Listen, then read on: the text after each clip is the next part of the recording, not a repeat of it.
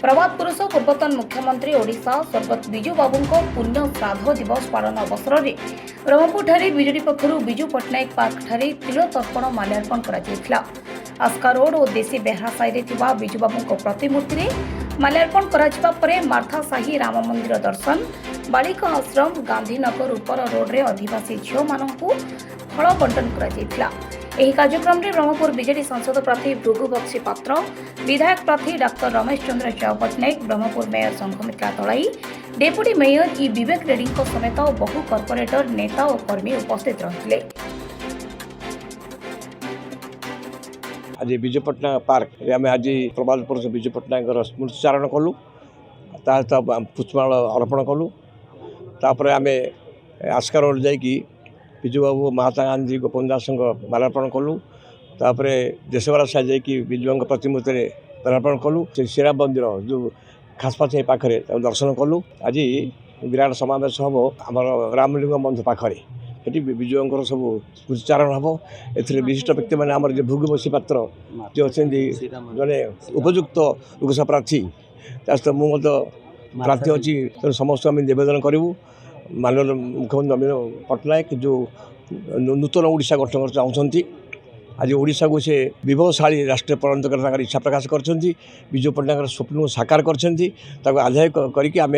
जमी लोक सेवा करूँ आम आज लगी पड़ू आम समस्ते ब्रह्मपुर सहर जनसाधारण भृगुवासु समेत मोर समस्ते आम आशीर्वाद भिक्षा करूँ ता सहित आम सहित मेयर डेपुटी मेयर समस्त कर्म भाई मैंने वरिष्ठ बीजेडी नेतृवृंद आम सहयोग कर प्रभात पुरुष विजु पट्टनायक आज 27तम तिरोधान दिवस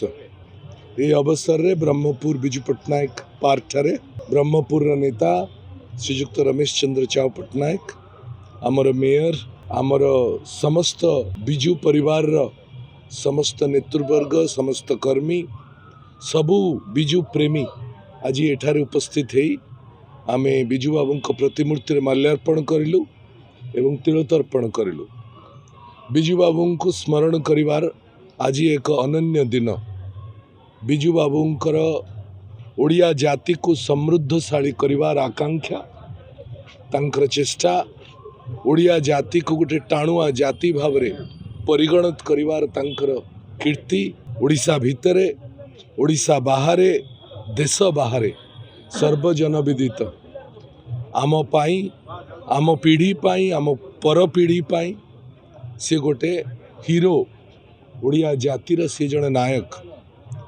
ओडिया जातिर परिचय मध्य सी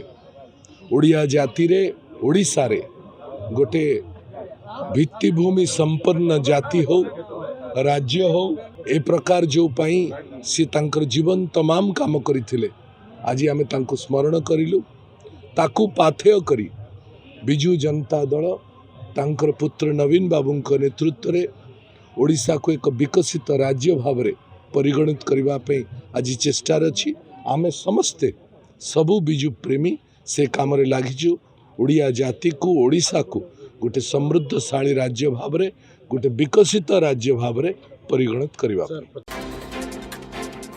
रिपोर्ट विप्लवी परिक्रमा।